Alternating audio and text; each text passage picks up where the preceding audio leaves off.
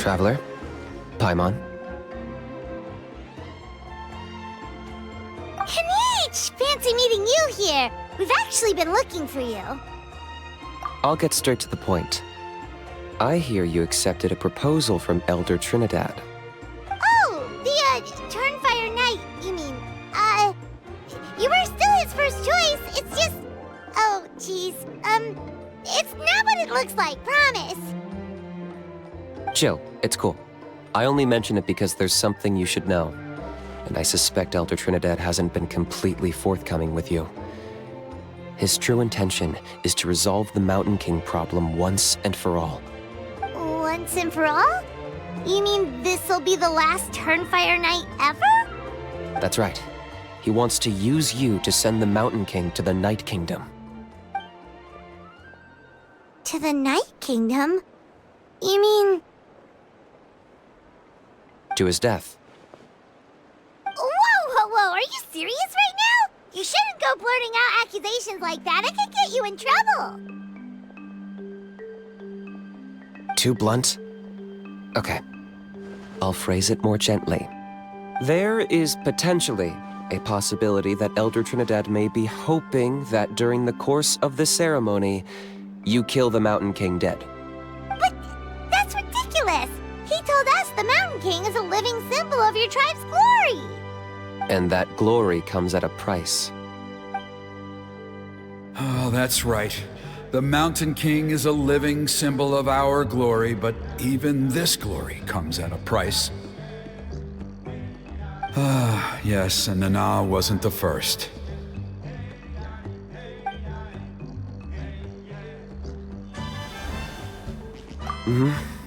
She likely won't be the last to lose her life either. Still, is killing the Mountain King really the only way? It seems so extreme. The Mountain King is a unique case when it comes to abyssal contamination.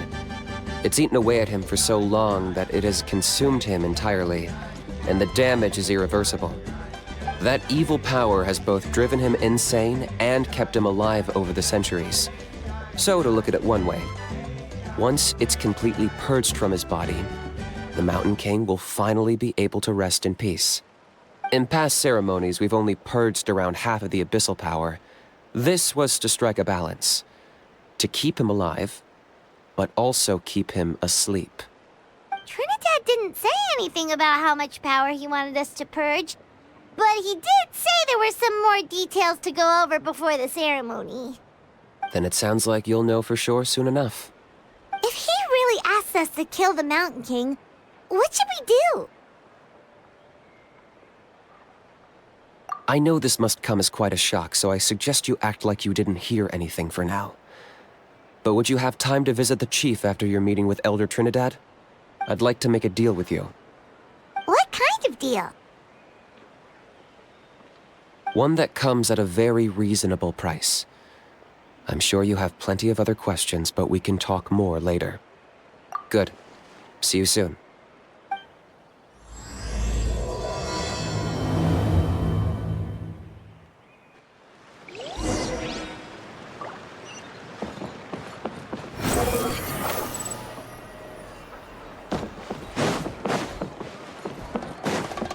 Quit following me. Too slow. The wind rises. Ah, mighty Outlanders, you have returned. Did you have a good rest? It was, pretty good, yeah. Glad to hear it. Things are progressing very smoothly on my end. Many of the elders have heard of your heroic deeds, including the chief. They all speak very favorably of you. There are still those who insist that the ceremony should be performed by the bearer of the Malipo name. But they're just stuck in the past. We need to move with the times. Plus, Kinich doesn't want to do it anyway. Exactly. So, now, it's time for us to discuss the finer details of the ceremony. We covered the fire lighting part of the proceedings yesterday. The next part is the purification of the Mountain King. It's quite simple. You just need to use the sacred flame. We've done it plenty of times before, and it's always very routine. I'm sure you won't have any problems. One point I'd like to stress, though. is that you need to burn away as much of the abyssal energy as you possibly can. The more we dispel, the longer the Mountain King will remain asleep. Asleep, huh? Precisely. In previous years, the Flamebearer has often been unable to dispel a sufficient amount of abyssal energy. That's the only reason why we have to perform the ceremony on a regular basis. But I understand that you have a lot of experience fighting against the Abyss, and you seem to wield the sacred flame quite effortlessly yesterday. With your help, I'm optimistic this time we can dispel all the remaining abyssal energy from the Mountain King's body, freeing us from this ever-looming threat for many years to come. Traveler? So this doesn't faze you at all, huh? You clearly have a lot of confidence in yourself. If that's all you really need to know, the ceremony's in 3 days. I'll come and fetch you when we're ready. In the meantime, feel free to take a look around our settlement. It would mean a lot to the elders if you got to know some of our people. And if you wouldn't mind helping them out with a few errands here and there, that would be even better. So now we have extra errands to run? Maybe we should add a little extra to the price. Just a humble suggestion, that's all. It will help you gain the respect of our people, and as a mighty hero, I truly believe that's what you deserve. I'll be sticking around for the next few days, so if you have any questions, you know where to find me. Seems like Kinich was right. We should go meet up with him right away.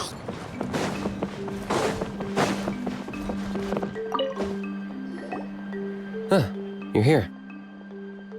Kinich, Elder Trinidad said that... I can tell.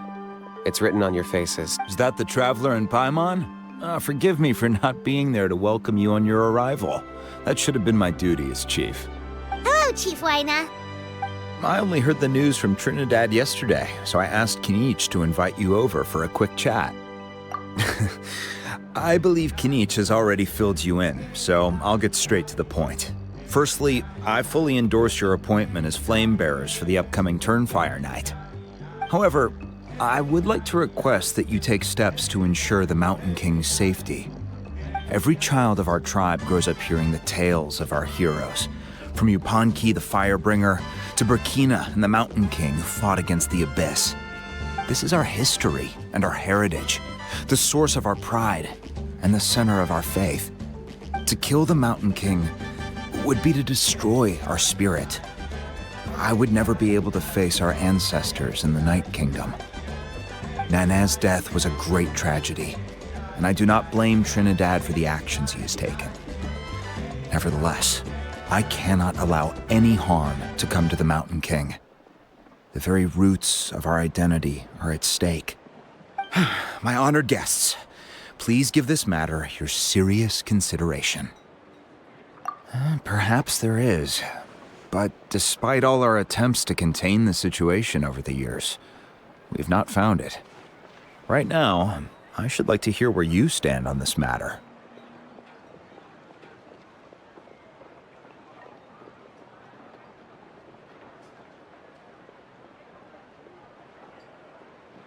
Though I sense that your mind is not yet made up, I'm still comforted by your words. There are 3 days left before the ceremony. I hope they will bring you clarity. So, Kinich, earlier you were saying that... Let's walk and talk. I'll show you around the tribe. That works too. Paimon needs to get some air after this.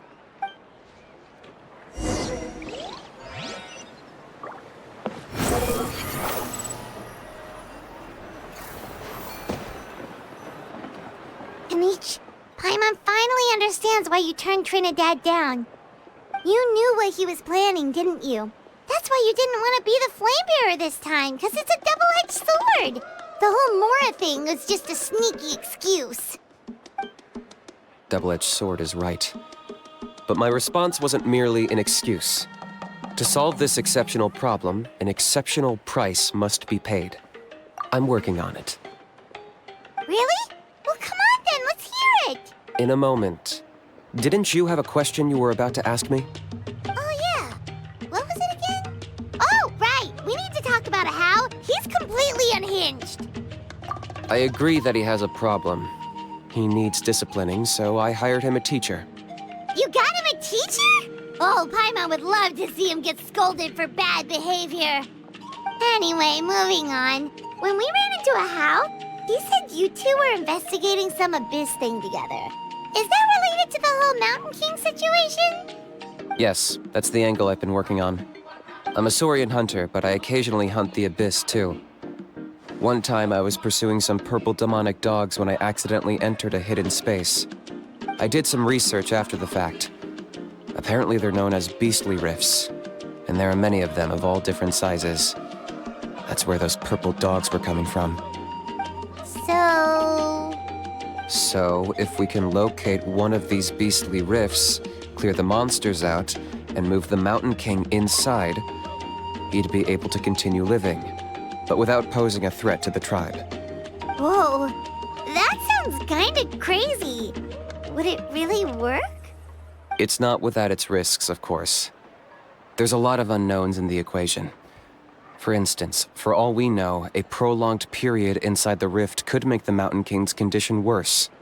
Still, we desperately need something like this, even just as a temporary measure. You've seen the conflict the issue is causing in our tribe for yourselves, and believe me, it's been a long time coming. The chief is adamant about keeping the Mountain King alive, whatever happens. Paimon can understand. It's less about the Mountain King and more about preserving your culture and heritage.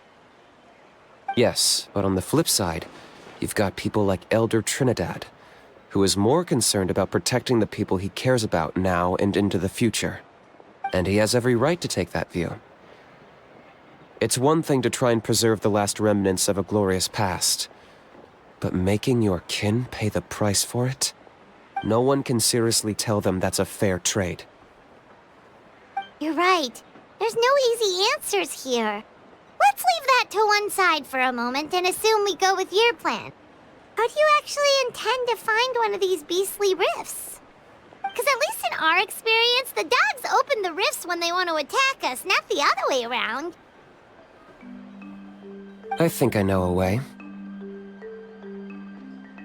You have any better ideas?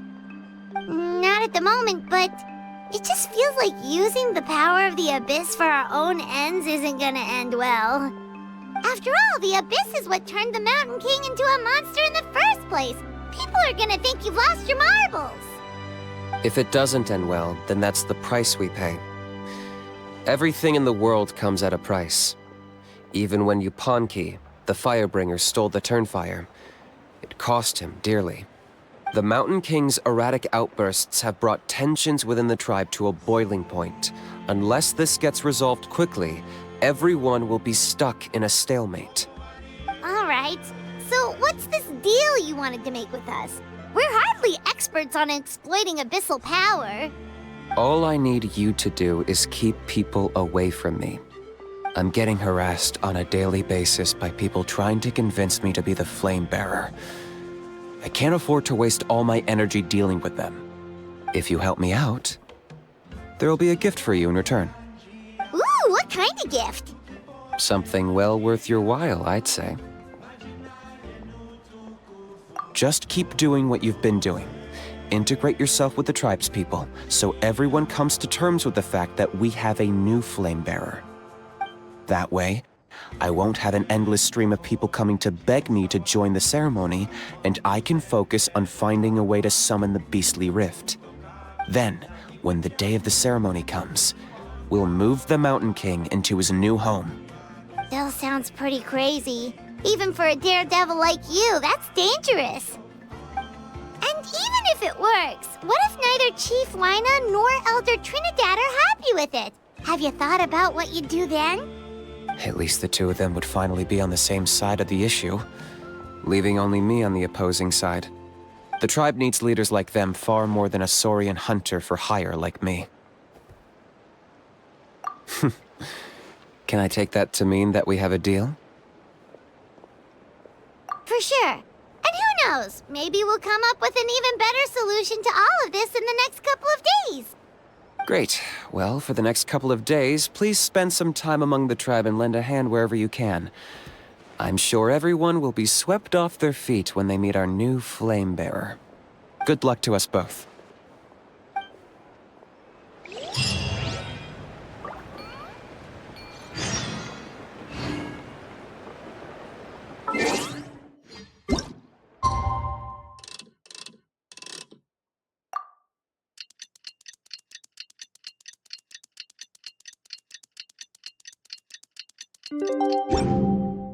There's no such thing as... Okay, task for the day. Meet the tribe's people and take some heat off of Kinich's back.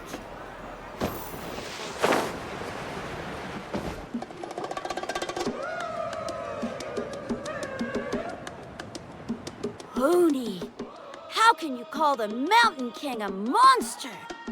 Because he hurt a lot of people. And look what happened to Nana.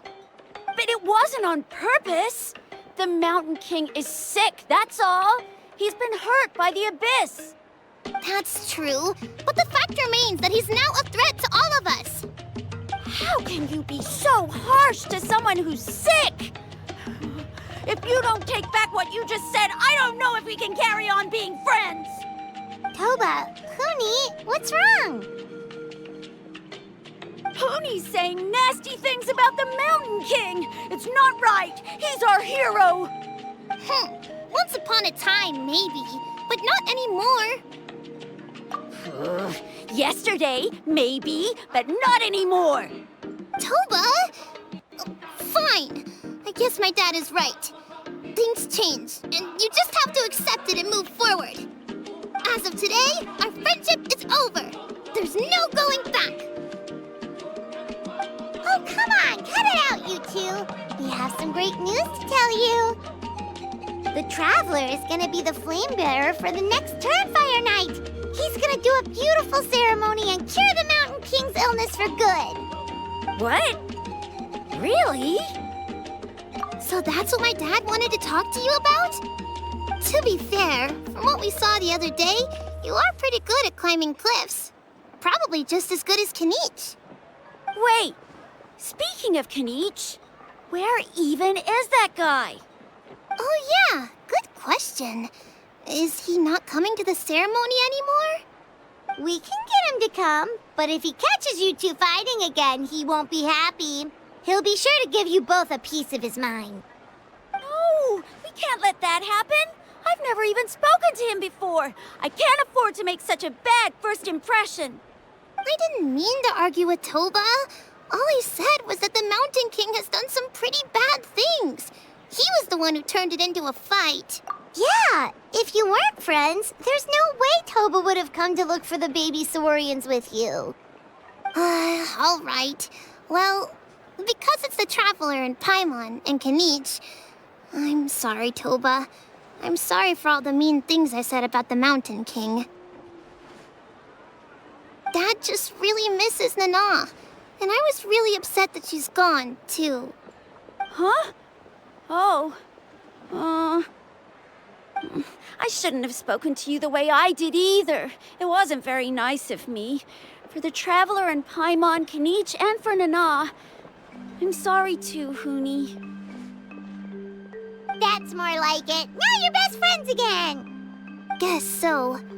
Toba, if I ever say something mean about the Mountain King in the future, I'll make sure I say it to someone else, and not you. I'd better go buy some colored cloth for my dad now. He needs it for Turnfire night. Let's play again some other time. See you, Toba. See you, Traveler and Paimon. Okay. I'll head home as well then. See you next time. Okay, take care, you two. Even though they said they're sorry, it looks like their friendship isn't as strong as it was before.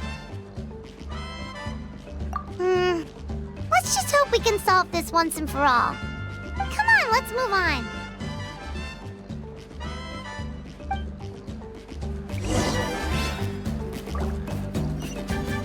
Behold! Huh?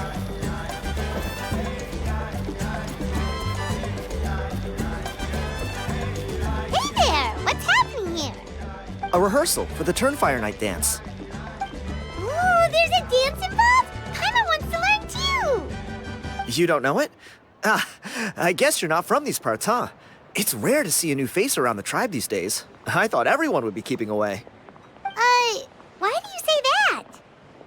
Because of the Turnfire Night, of course. The Mountain King could wake up at any time. That's why we're holding an emergency ceremony. This isn't one of those fun and games festivals. For outsiders, it might even be a little dangerous. Well, did you know that the Flame Bearer this time is actually gonna be an outsider? Oh, I did hear about that. It's a first for sure. I would have loved to meet them in person. What? Oh, it's you? Man, oh man. Well, this is a nice surprise. It's funny, I was just thinking that I'll probably miss out on meeting the new Flamebearer since I'm not taking part this time around. Then suddenly, there you are. Must be my lucky day. You're not taking part in the Turnfire Night? How come? You're not an outsider too, are you? You must be joking. Watch this.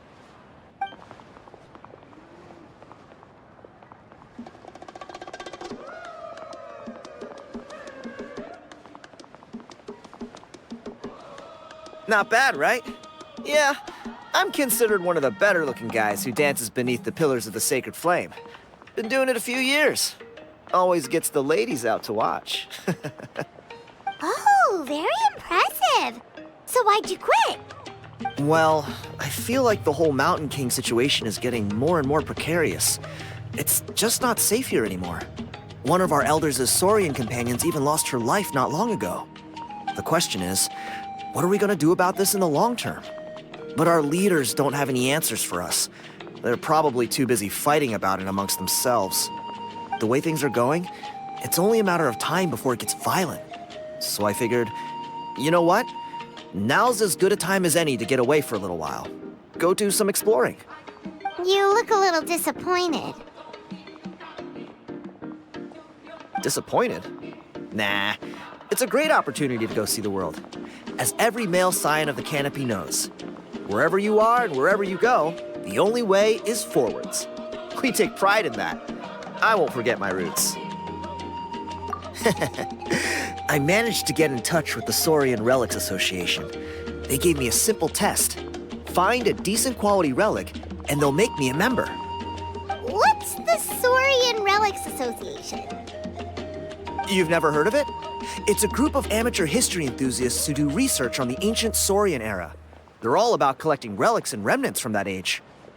Speaking of which, the guy who was Flamebearer before you, I've heard that his Saurian buddy comes from that time. A how? A how's a relic from an ancient Saurian civilization? Oh, yeah, him. So you know those two already, huh? Then do you know how they met? It was deep inside some mysterious ruin, and they signed a contract there. The association folks say that the kind of contract usually comes with a huge hidden cost. Really? That sounds ominous. Who knows? But if it's true, Kinich can probably handle it. He knows what he's doing with weighing up contracts and costs and stuff. I doubt he'd make a contract that doesn't benefit him.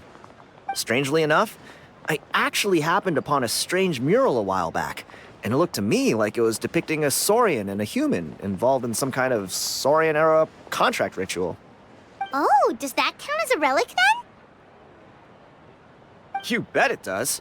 I was all ready to go take a picture of it and use that as my entry ticket to the association. But after all the abyssal activity recently, I heard that area's been overrun by monsters. The best laid plans, huh? I'll just have to wait and see if things improve. Or... you look like you know your way around a fight. I don't suppose there's any chance you'd be able to help? If all you need to get is a picture, that should be pretty achievable, right? The Traveler deals with monsters all the time. It's a piece of cake. Wait, you're seriously gonna help me out? Come on, it's no big deal. Compared to some of the things we've been roped into before, this is nothing. Pyro Archon above, you two have hearts of gold, you know that? You're the kind of people who could dive into the Turnfire deep in the bowels of the Night Kingdom, and it wouldn't burn a single hair off your head. Of course it is.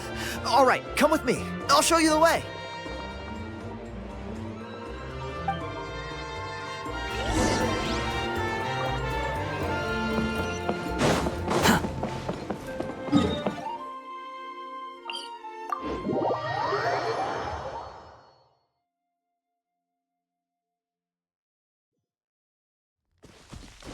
Squall and Fury.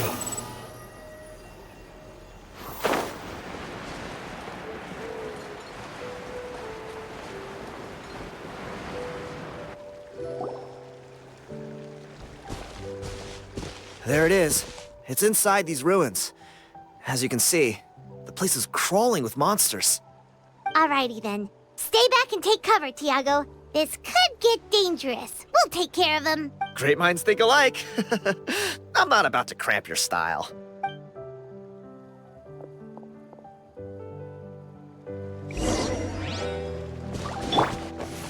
Our bond is strong. Yoo-hoo! Cry louder! The wind rises.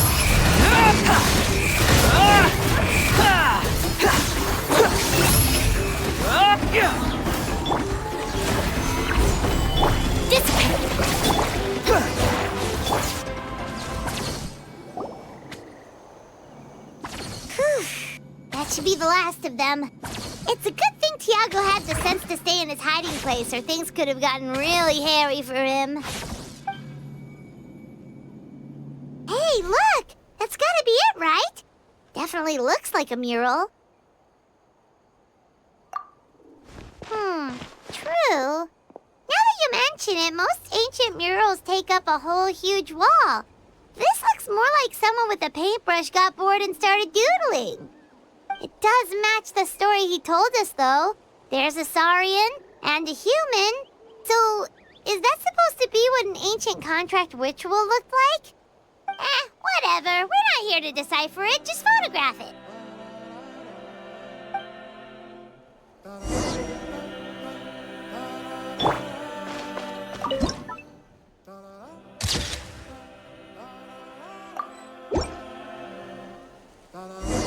That's a wrap. Let's take it back to Tiago.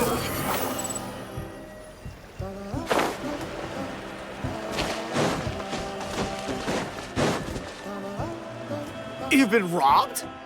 Oh, Ponche. And I thought my luck was bad. I put blood, sweat, and tears into that, and now I've got nothing to show for it. Some gap-toothed goon stole it from me.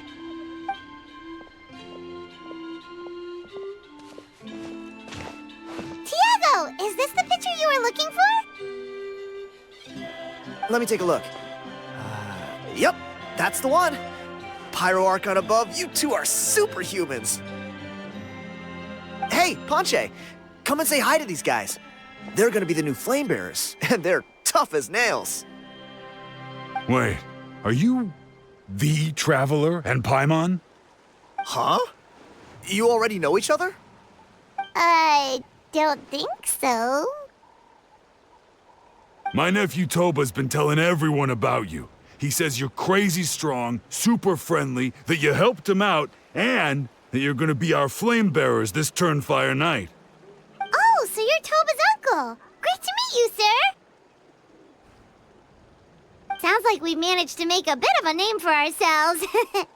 Toba's not wrong, my friend. These two are honestly some of the nicest, most genuine people I've ever met. Everyone speaks incredibly highly of them.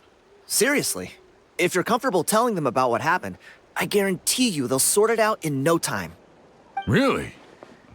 All I want is to get the fruits of my labor back. Allow me to explain. Ponche is a well-known scholar within our tribe, author of the widely acclaimed book, Yupanqui's Turnfire. Unfortunately, the book was stolen by a treasure hoarder a few hours ago. I spent years of my life researching that book. I visited every last ruin, interviewed every descendant of every hero in our history. On the word Malipo alone, I covered at least 5 different interpretations of the meaning based on accounts from different villages. It was an unparalleled masterpiece. And now it's all gone. That little goon ambushed me during my morning walk. He snatched all of my belongings, including my entire manuscript. That book was everything to him. It's like they robbed him of his soul when they took it. Look at him. Lost and listless. He's a shell of the man he was. Dear honored guests of our clan, I am but a helpless old student. If only for Toba and Tiago's sake, please help me. I beg of you. See what I mean, Ponche? Now you've run into these two, your luck's about to change. Big time. I don't know if he's still there, but come on, I'll take you.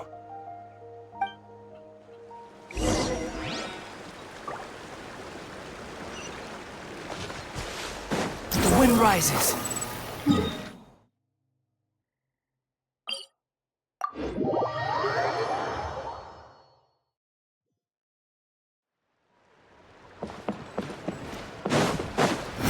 Surge forth.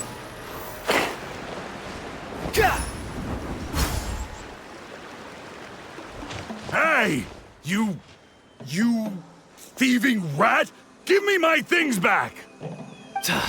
What do you want now, you old bum? God, you're a waste of space. Prepare to get shoved butt first into a tree hollow. Oh, what's this? Brought a little bodyguard with you, huh? All right, let's see what you've got. What's this? Eat dirt, suckers!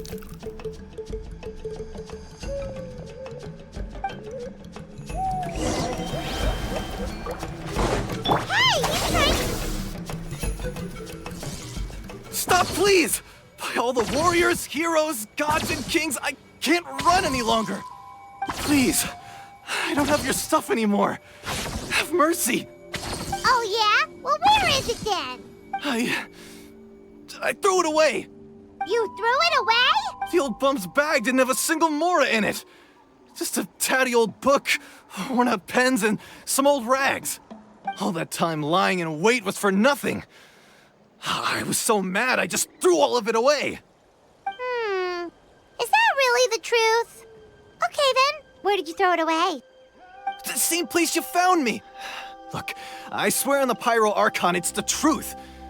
May all my worldly possessions be turned to ash by Turnfire if I'm lying. Okay, that's a pretty strong oath. What do we do now? It sounds like he's telling the truth. Right. Let's hope nobody gets to the book before we do. We'll never get it back then.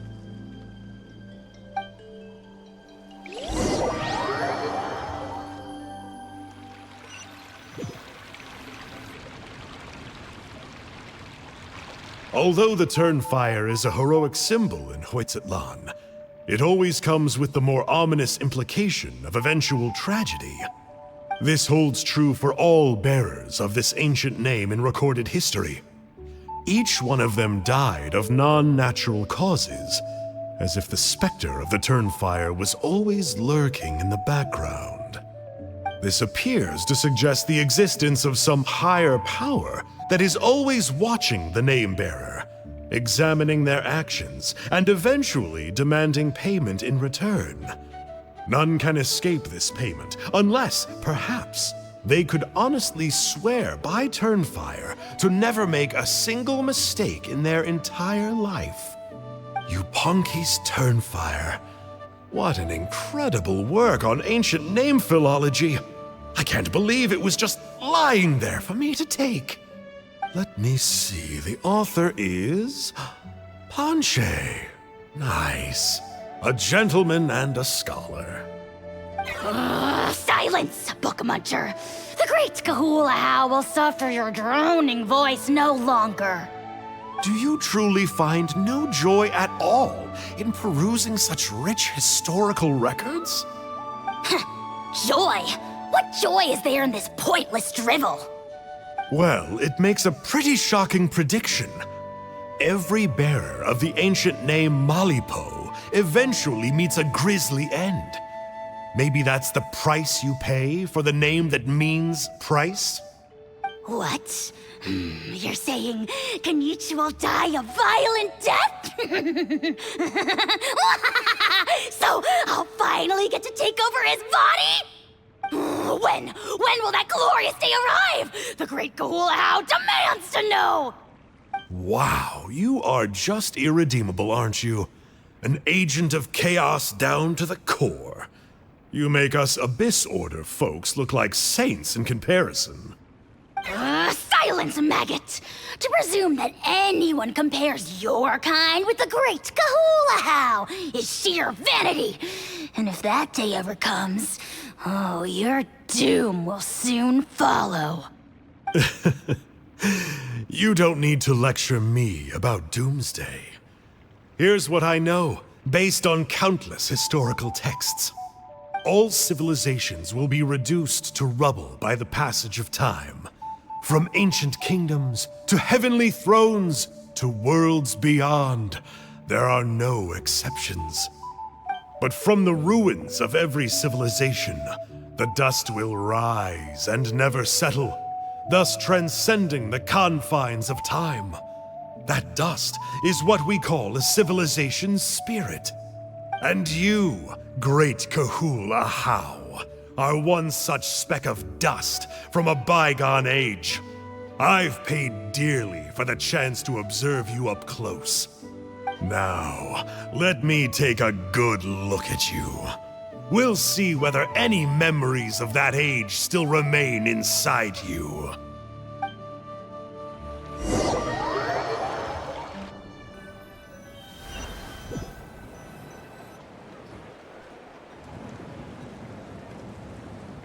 We're so sorry, Mr. Ponche, but we couldn't find your manuscript anywhere.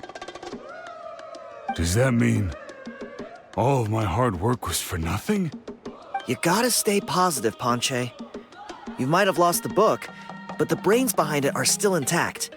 Surely you remember the main points at least? The whole reason I worked so hard to get it finished before the Turnfire Night is because I hoped that maybe it might help us find a way through these trying times. But now... well, not exactly. But I thought my research might at least be a starting point. Oh, really? So what did you find out in your research? I think the key to all of this lies in the power of Malipo. Ponche, you know as well as anyone that ancient names don't hold any real power. Symbolic power doesn't count. You're right, but Malipo may be a special case. Given that it first arose in the era of the first Pyro Archon, it might contain remnants of Xbalanque's power. Yeah, I remember that story. My grandpa told it to me when I was a little kid. Maybe you're the special case. Most kids stop believing in that stuff by your age. I'm not talking about childhood superstitions here. There is evidence. Like what? Like the fact that the Mountain King is still alive. Everyone attributes that to the power of the Abyss. But there's more to it than that. The key factor is that Burkina summoned the power of Malipo at the cost of his own life. If you don't believe me, then answer me this. How many other creatures can you think of who lived longer, not shorter, after being contaminated by the Abyss? Traveler, different situation but similar idea. Doesn't this remind you of the hilly... So, I came to the conclusion that Malipo must refer to some mysterious ritual involving a tit-for-tat exchange. It began with the first Pyro Archon, fell with the Grand Alliance, then was buried in the Night Kingdom. And now, it awaits the call of its new bearer. Hey. Sorry to interrupt, Ponche, but you seem to be getting a little overexcited. I'm sorry. I was originally planning on presenting my findings to Kinich. I'd hoped he would be attending the upcoming ceremony. Sounds to me like you dreamed up one fanciful theory to support another. Kinich, what are you doing here? I more or less finished what I was doing, so I came to have a quick catch-up. Now a good time? Kinich! I'm onto something. I haven't worked out all the details, but you have to attend the Turnfire Night. So Mr. Ponche here has done a lot of research on the history of the Turnfire, and thinks he might have found a way for you to solve the problem. I'll be there, Ponche. Let's go.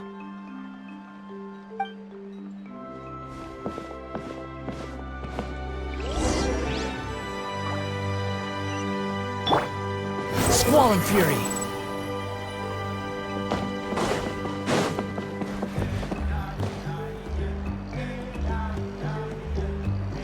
Here will do. Yeah. I'd like your help giving it a trial run tomorrow. If that works, we have our plan come Turnfire night. Sounds like you're not considering Ponche's idea. You heard him.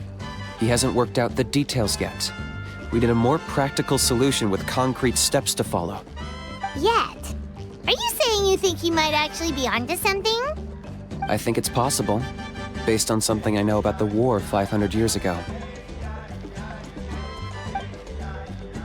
Burkina didn't fall to the abyss. He was killed by the Mountain King in an episode of madness. In his final moments, Burkina made the fateful decision to not fight back, and instead pass his blood and power on to the Mountain King. Maybe he thought the Mountain King was stronger than him, and more valuable to the tribe. Or maybe it was just out of loyalty to his friend. Either way, I can believe the Turnfire was involved. Whether you think his sacrifice triggered it, or his fate was sealed from the moment he took the Malipo name, it makes sense to me. How can you drop these truth bombs with such a straight face? This is what I've gleaned from my many interactions with the Mountain King. His mind is so disordered. It took some time to piece it all together. The story Elder Trinidad told you was the more palatable version of events. The truth is even darker. The Mountain King's mind isn't just disordered. He is suffering and feels great shame. I believe he wants to be put out of his misery. What? Then what should we do? Should we grant him his wish? Of course not. We should help him move to a new home. It's the only practical solution. The Mountain King is a hero to my tribe. An object of worship, even. Ending his life would be like desecrating a statue. Still, he's been the cause of multiple disasters, and we can't afford to have any more. Ugh. Practical solutions hurt Paimon's brain. Can we follow our hearts next time? Then let's break for the day. I've already found a suitable venue for tomorrow.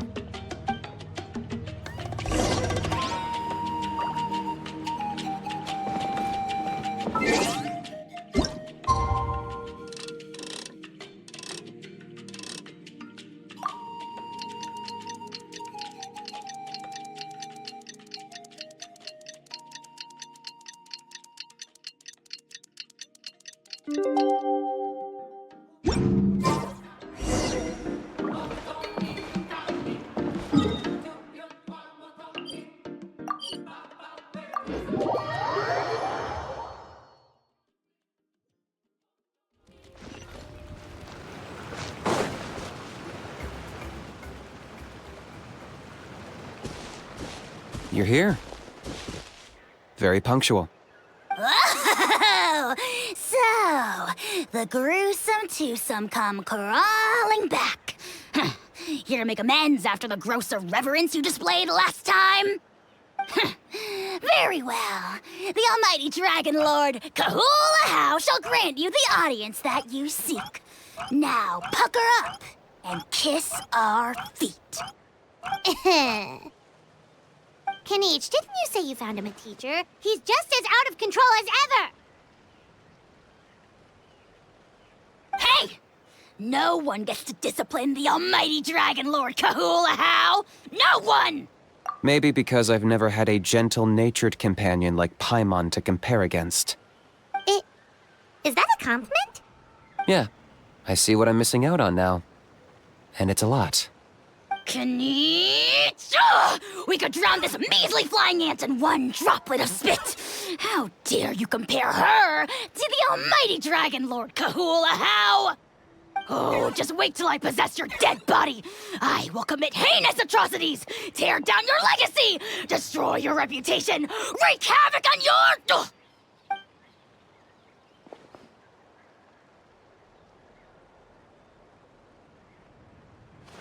Traveler, Paimon, let's get down to business.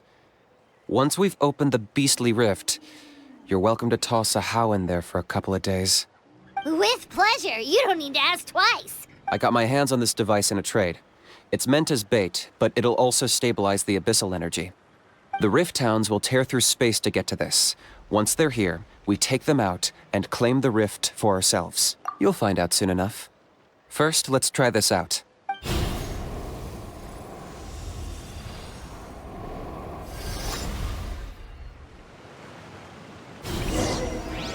They'll tear you to pieces given half the chance, so be careful.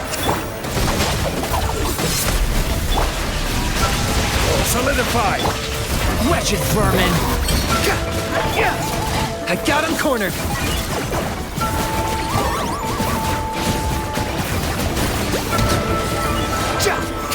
Behold! Uh-oh. Are there even bigger ones on the way? You see, Kinich? I'm a man of my word. In fact, I'd say I under-promised and over-delivered. Nifty little gizmo, isn't it? I take it this is your true form? Now that our deal is complete, it's time to start the next phase of our relationship. I made a promise to the great Kahula How, and now I'm here to seize your body for his use. Cliché, I know. The hero's trusted partner sells him out to the abyss in a shocking act of betrayal. Cue bad guy speech and drawn-out death sequence. Huh? Angel? Huh? Huh? What are you two doing here? Oh, Mr. Kinich, this is not what we agreed on. Traveler, this is the gift I got you. I know you're looking for intel on the Abyss Order, so I thought he might be of use to you. But it looks like you've already met. Yikes. Frosty reception. Gotta say, I kinda pictured this moment going a little differently. Tears of joy welling up in your eyes as you say the words, "It's good to see you again, old friend." Don't be ridiculous. Sounds like you've been reading too many romance novels. There we have it. Change is inevitable and nothing lasts forever. What a pity. Well then, time for you to meet the new me. This time, please call me Sanka. Sanka! Aha! So you're Glasses Guy! You tricked Huni and Toba into telling you a bunch of stories! What does it matter? A name is a superficial label. It's what's deep down inside that counts. And I've shown you the deepest parts of me. That would explain a lot. Why else would you show up here and start acting like a wise guy? You looking for a fight? I'll pass. I do rather like you, as I've said before. But my one quibble is that you really don't know your own strength. Wait, of course! You're the one behind all the recent Abyss activity! Let Paimon guess, you've been provoking the Mountain King too! Haven't I told you before? I'm not part of the inner circle who do our Highness's bidding. My interests are far more low stakes. I spend my time digging for truth in ancient doodads and books. You really think a benchwarmer like me is capable of more than that? I investigated him. He's not connected to the recent events. Just happens to be in the area. So, I struck a deal with him. He helps me summon a rift. I allow him to do some historical research. But that's all over. And now Kinich wants to hand me over to you. Well, I was hoping this would be an opportune moment to whisk away his body. That would have given me some more time to study the great Kahula How. But now I've run into you, which is just my luck. Or maybe I've incited the wrath of the Turnfire, and this is the price I have to pay. But I don't understand. What did I do wrong? Wait, does that count? Let me think.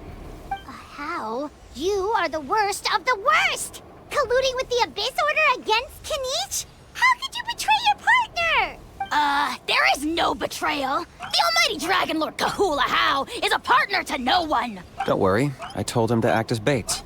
Yes, and you should have picked a bigger fish. The Abyss Order? Ha! What a joke. Not even a match for our lowly servant. I put up with this toad's croaking for days, and it was all for nothing! It looks like your disciplinary measures have been less than effective, Mr. Enjo. What did you expect? Behavioral rehab isn't really our thing. Otherwise, we might as well change our name from the Abyss Order to the Abyss Boarding School. The abysmal disorder would suit you better. Kinich! Dispose of him! He is of no further use to us! Traveler?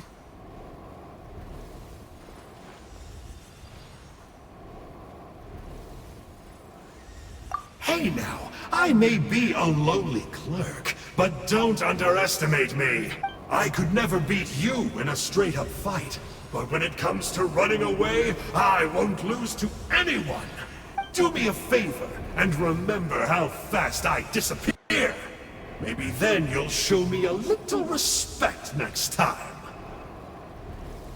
Darn! He got away again! Couldn't you have stopped him? It's all right. He's not worth our time and energy. Besides, it seems like he's in debt to a lot of people. I'm sure they'll keep him busy. If you say so. Still, Paimon's kinda surprised that you actually struck a deal with someone from the Abyss Order. To borrow that guy's words, names are superficial labels. Whether you call it the Abyss Order or anything else, it's a broad generalization at best. Think of it like apples that have fallen from a tree. If you tasted each one, you'd find that they're all at different stages of ripening. Even the unripe fruit blown off its branch before it's fully grown can still be brewed into a fine wine. Everything has its use. Huh. Well, in that specific sense, maybe Enjo's not such a bad apple. Not rotten to the core, at least. Of course! Only the almighty Dragon Lord, Kahula How, is rotten to the core and evil beyond redemption. Ugh. So what exactly are you anyway? You're definitely the evilest little thing Paimon's ever met. Don't worry, he can't hurt a fly. You could say that. Paimon heard that those kinds of contracts might come with a terrible cost attached. Such as a How watching me like a ravenous vulture? Vulture? Vulture! We are the Dragon Supreme! Sovereign ruler of the Nation of Flame! Let's pick this up another time. It's getting kinda late. You should go back and get some rest. Big day ahead. Tomorrow's Turnfire Night. Time to light the sacred flame and burn away the filth for a legendary 500-year-old warrior. Oh yeah. Hearing you lay it out like that is making Paimon a little nervous. For all the work we've put in, it all comes down to tomorrow night. We have to make sure we solve this problem once and for all. Then it can't hurt to say this one more time. Good luck to us both. See you tomorrow.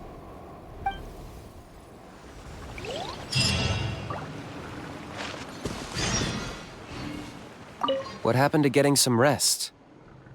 You're cautious, like me. I get it. But don't worry, like I said, I investigated, and I'm confident he has nothing to do with the Mountain King situation. Before he got tangled up with us, he was looking into the Mare Javari. That's another major part of Natlan's history. Our ancestor, Burkina, once fought a campaign there alongside the 5 other heroes. But it's not such an easy place to get to these days. That's about all I know, though. I have yet to take a job that involves the Mare Javari. What happened to getting some rest? A house piqued your interest, huh? It's true that he's a relic from an earlier Saurian age, but since we're bound to each other by a contract, you can see him as my companion for now. I know he can be awful, but don't worry. As long as I'm still around, he can't do that much damage. That's a key part of the contract. A How has to obey my orders and lend me his power for as long as I live. And after I die, a How gets control of my body. That's the price. Crazy, isn't it? That was probably the first time I really appreciated what it meant to pay a price. Then once I signed the contract, I received the ancient name Malipo. But that's a whole other story. We can get into it another time if you're interested.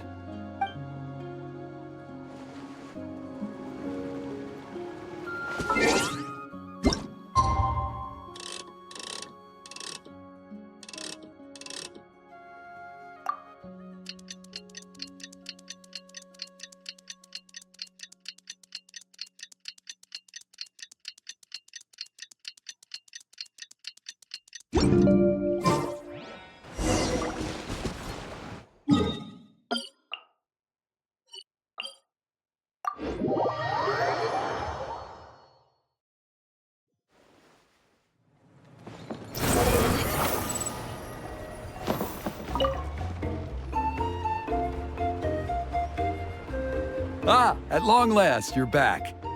I hear you've done much for our people these last few days. Everyone has nothing but praise for you. Many young people have heard the rumors too. They're all eager to meet our new flame bearer. Well, they won't have to wait for long. It's almost time for the ceremony.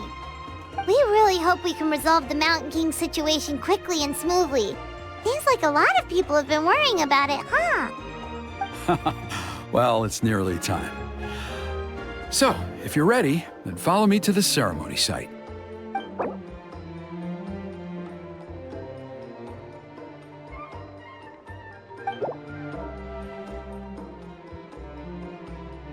Of course, there's no rush. I can wait for you right here.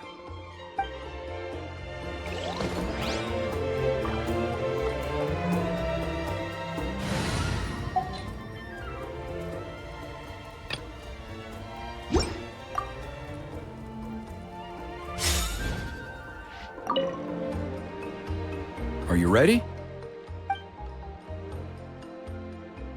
Off we go!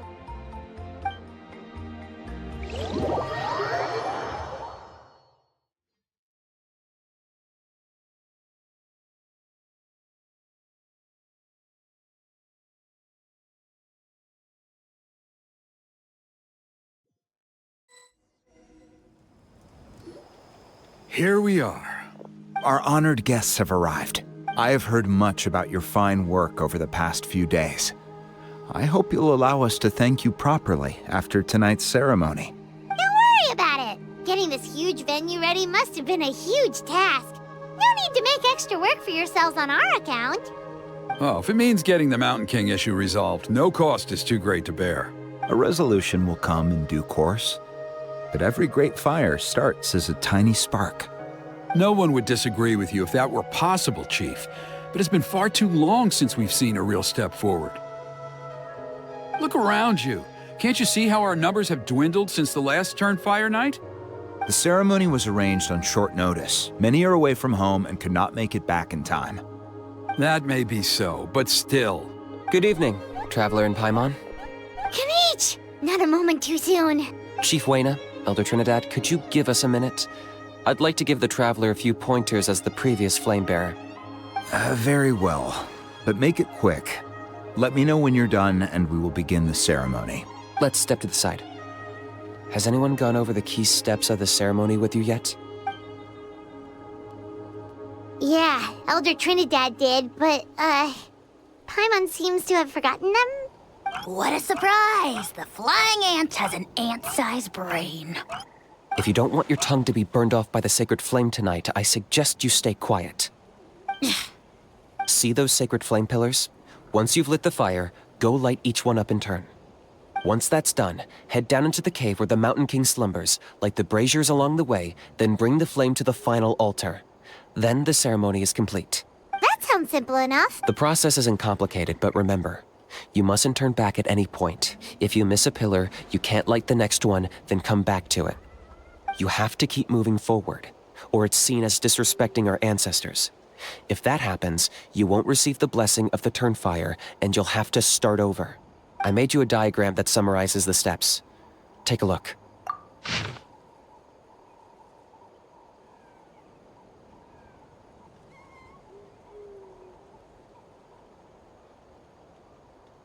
So that's our part. What about you? I'll be with you the whole way, and once you've lit the altar, I'll start summoning the rift. You can leave that side of things to me. Just focus on your part. Okay, we'll try to remember all that and get it right the first time. Ready when you are. But I think I saw Huni and the others just now. Maybe you should say hi before you start. Might make you less nervous. Just tell the chief when you're ready.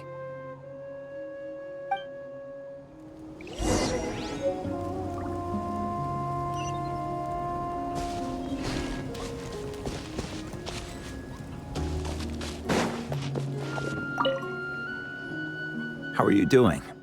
Is all in order? I'm counting on you. Don't forget what we talked about. By past fuel and present flame, life marches ever on. My brothers and sisters, The time has come to light the fire once again, and let the Turnfire night shine bright in Hoytzitlan.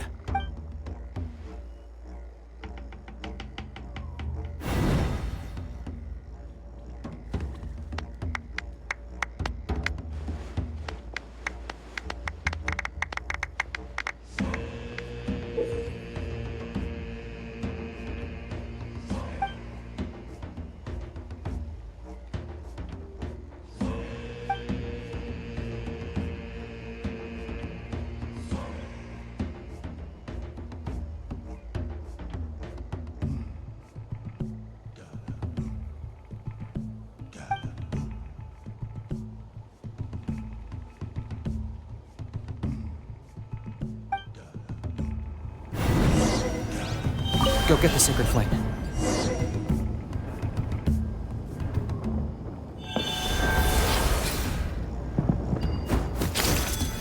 Nicely done. Off to a good start. Great stuff.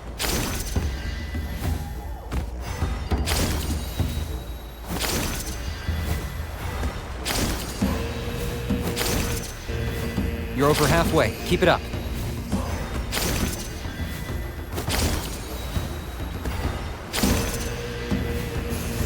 Impressive. Just one more to go.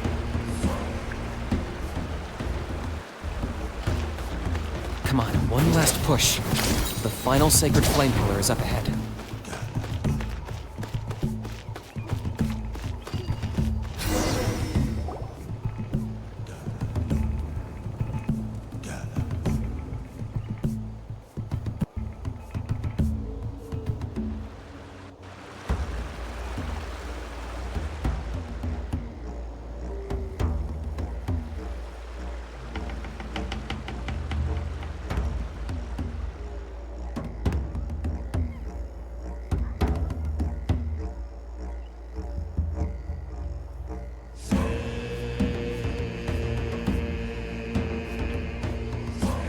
Great!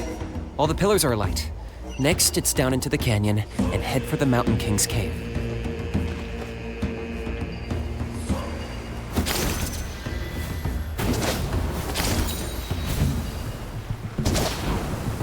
Almost there. The cave is just up ahead.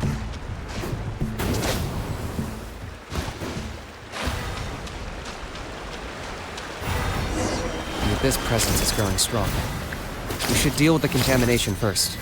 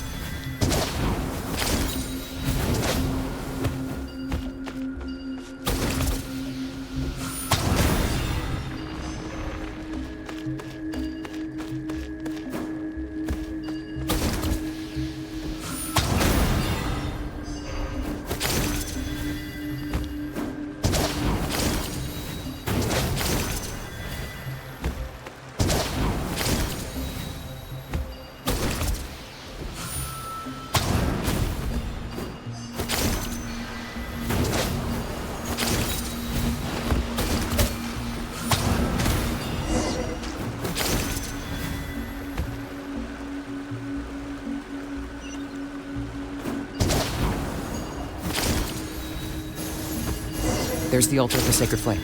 Remember, light up the torches around it first.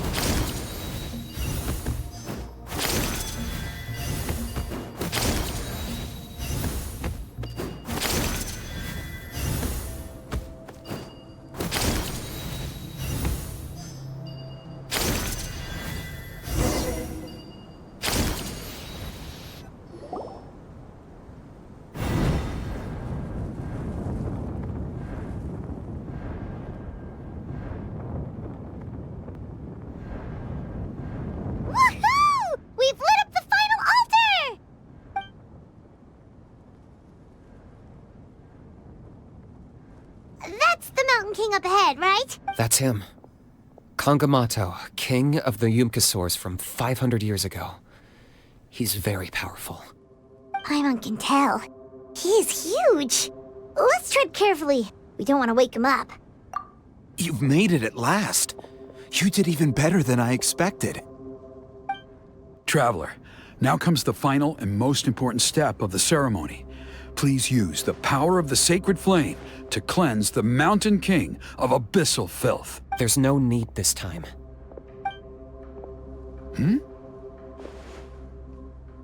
Such strong abyssal power. What is that thing? Kinich, what is the meaning of this?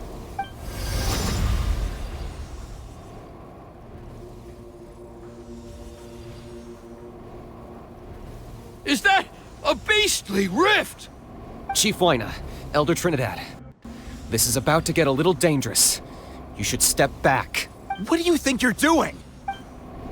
Solving the Mountain King issue. You mean by having him torn to pieces by rift hounds? No, stop! We can't let that happen! Foolish Locust! Ugh, can't you see? We're trying to shove your Locust King into the beastly rift! But... I'm sorry, Chief Wyna and Elder Trinidad. This is the only way. Can you promise me that no harm will come to the Mountain King? I can't guarantee it, but I'm fairly confident. Traveler, this is not what we agreed on. You must cleanse the Mountain King of every last trace of abyssal contamination. Okay, I see what this is. You've been in cahoots this whole time!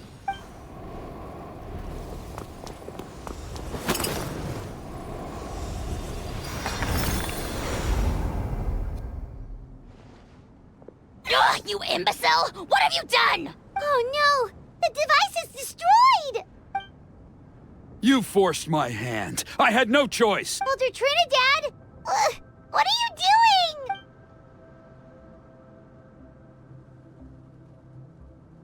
No! The Mountain King is waking up! He will cause even more casualties! Everyone, out! Now!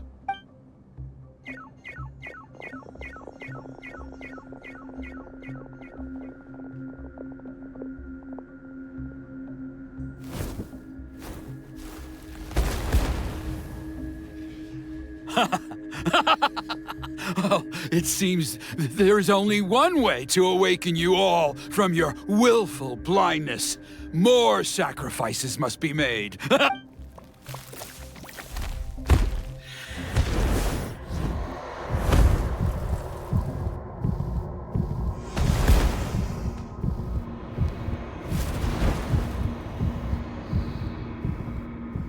Take me, O Mountain King! Take me as your next sacrifice!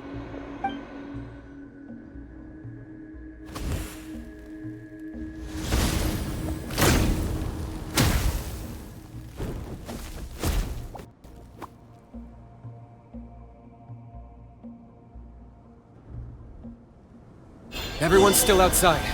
We have to keep the Mountain King here. Give me a hand. Strike a pose! Time to shine! Locked up.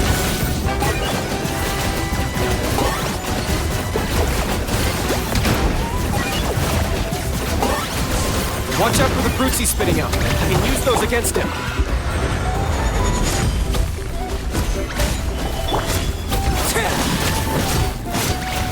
This is where we're from.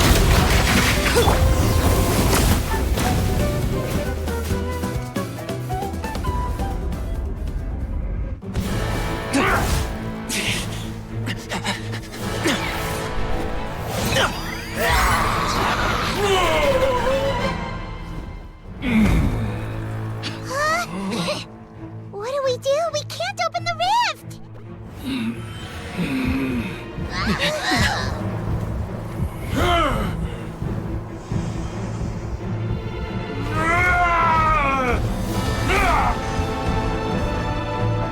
Kill me! Put an end to Natlan's shame!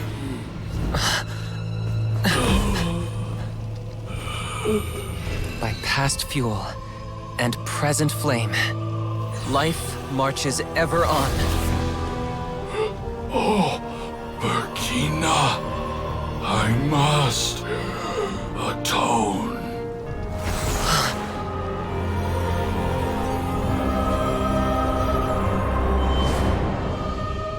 patience. We will answer to the fire for all our deeds.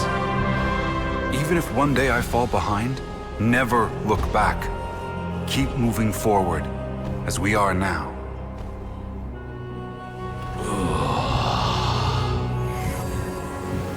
Live with your guilt and shame.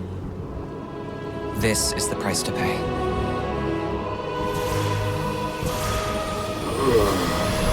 Heir to the Turnfire, please use my ruined vessel to train the heroes of the future. The will of Kangamato will march ever on, till the abyss is stamped out.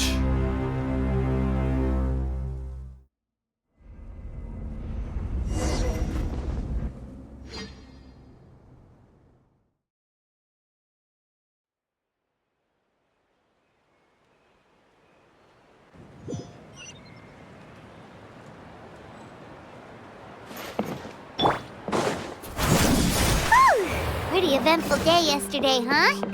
Paimon wonders how things are doing now. Let's go ask the chief! Traveler, you've come at just the right time. I have some good news for you. Trinidad's condition is stabilized. He suffered burns on much of his body, but we believe he'll survive. Guess that's the best news we could hope for. Paimon has to ask, is everyone in your tribe such a risk-taker? First Kinich, then Elder Trinidad? Is this the scions of the Canopy's adventurous spirit in action? We're simply not afraid to charge ahead into the unknown. He's fine. Don't worry. He's gone to check on the Mountain King. Something most mysterious has happened. After the incident yesterday, a transparent shell has formed around the Mountain King's body. We don't understand the mechanism behind it, but the shell appears to insulate him against the influence of abyssal power. It is somewhat akin to a scab, in that it stops the abyssal energy within him from bleeding out, while also preventing further abyssal energy from seeping in and infecting him. We've never seen anything like it. The tribe's most senior elders believe it was caused when he was burned by the sacred flame, similar to the way burned wood becomes charcoal. I think their theory makes sense. After all, we've never thrown the Mountain King directly into the sacred flame before. Wow. So it's made a barrier against abyssal energy? That's a good thing, right? It's practically a miracle from what we've seen of it so far. It means that the Mountain King's level of abyssal energy is now stable. No longer will we need to perform an annual cleansing ceremony. Wow, that's amazing! I know what you're thinking. The young people in the tribe are already speculating that yesterday's ceremony was a Turnfire night like none other in our history. Because you and Kinich, you summoned the very flame that appears in our ancient legends. A great transparent ball of fire. And that fire is what saved the Mountain King. Whoa! So that was the real Turnfire? I may be the chief of this tribe, but I've only ever known the Turnfire as a concept in our legends. I cannot answer that question. If anyone can answer it, I suspect it would be the bearer of the Malipo name. He is in the Mountain King's cave as we speak. Ah, so Kinich then. Why don't we go see how he's doing?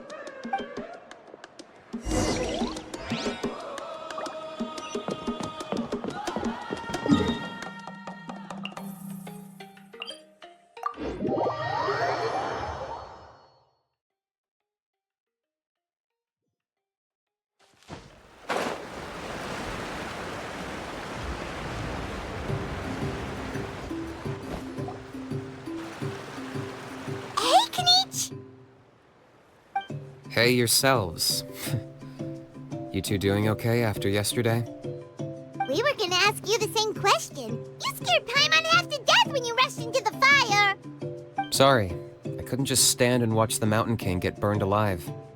So you thought you'd try and extinguish the sacred flame with Dendro?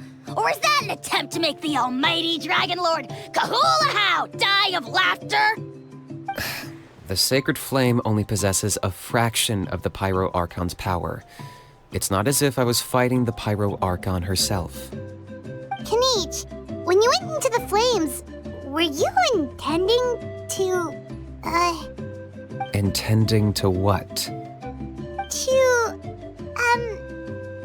do the same thing as Burkina? Sacrifice myself? Of course not. My focus was on keeping the Mountain King alive, not on what it would cost. But now I'm curious. What made you think I was going to sacrifice myself? Well, because everyone's saying the Turnfire is what saved the king last night. And Ponche's theory was that summoning the Turnfire is a tit-for-tat exchange, right? So, Paimon thought you decided to pay for it with your life. So you've heard that rumor too. I'm afraid I can't say for sure. What happened yesterday was a first for me too. Well, even if you don't know, there's probably no one in the world who does. What I would say is, if that really was the power of the Turnfire, I'd sooner believe that the Mountain King summoned it himself. The Mountain King? Then, what price did he pay? The core meaning of price is not atonement or compensation, but what you're willing to give up in order to obtain what you want. It's easy to die for your sins. Much harder to live with the guilt and keep on going. In the end, the Mountain King chose the latter option. For Burkina and for the tribe. That's the price he paid. Alright, so how is the Mountain King doing now? Health-wise, there's nothing to worry about. He'll enter a fighting stance whenever we set foot in his territory. But his attacks are gentler now and not as crazed as before. Like he said yesterday, he just intends to be a sparring partner for people to practice with. Yeah, I tried communicating with him again, but he didn't respond. We dare say that Locust King has well and truly lost its mind. The lights are on, but nobody is home. Its body remains fighting fit thanks to the perverse power of the Abyss, but time has been less kind to its soul. It was ground to a pulp long ago. But we saw him come back to his senses yesterday. That was merely one last burst of brain activity before it croaked. As you humans would say, it went out with a bang. Oh, come on! Stop being such a doomer. Paimon bets the Mountain King has finally let go of the tragedies of the past now, and is focusing on moving forward. That's why he doesn't have time to chat with us. He's too busy thinking about the future. Well, at least it means my fellow tribespeople can move forward now, too. Yeah, that's right. You caught Enjo for us, remember? But he ended up being completely useless. It's not a fair trade if you lost out. That's on him. It's not your fault he's useless. Besides, we're friends now. You don't know us anything. Friends?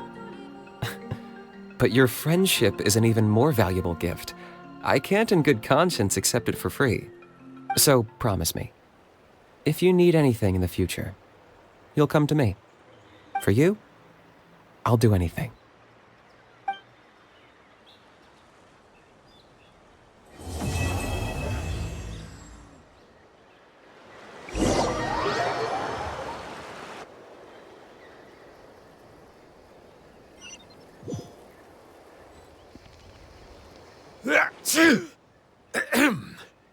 So, in the end, only poor little Huni got the sad ending? Yeah, everyone's happy except me. First Nana, then my dad. Why does everyone in my family have to suffer? Huni, it'll be okay. Your dad will get better soon. Toba, you're my friend, so I shouldn't say this to your face. But it was all the Mountain King's fault. Huh? Now hold your horses, kiddo. If you promise not to fight, Uncle Sanka will tell you a story. Okay, before you roll your eyes out of your skull, I promise you can trust me. I almost got my eyebrows burned off by the Turnfire after last time. That's why I came back, to make it up to you. All right, I'll just get to the point. Do you know what Uncle Sanka loves the most about your people? What? Your extreme sports. Huh? On my first day here, I got hit by someone falling out of the sky. I believe you call it bungee jumping? It's a dangerous sport, to be sure, but the courage it took to make the jump impressed the heck out of me. So, I introduced myself to the jumper, we made friends, and I even helped treat her wounds. Oh, such a nice friend. Of course. Anyway, the good times didn't last, because I got captured by a powerful foe, so we had to part ways for a while. In the hands of the enemy, I was scorned, scolded, and nearly given away as a gift. Oh, it was so humiliating. A horrible experience to look back on. Why does Uncle Sanka always have to suffer, I thought. So I feel your pain, Huni. I was in the same position. But in the end, I made it through, and I left all of those painful memories in the past. I even managed to reunite with my friend. Is that it? The moral of the story is to look forward in life, right? Yeah, we've heard that one millions of times. Sorry, Uncle Sanka, but you're not cut out to be a teacher. Very smart, Huni, but not quite smart enough. What I'm trying to tell you is that after I reunited with my friend, I found her injuries were all healed, but she really missed her family. So, I thought you might like to see her too. She's right behind you. Turn around and see. Another trick about not turning back? I'm not falling for that one again. Huh?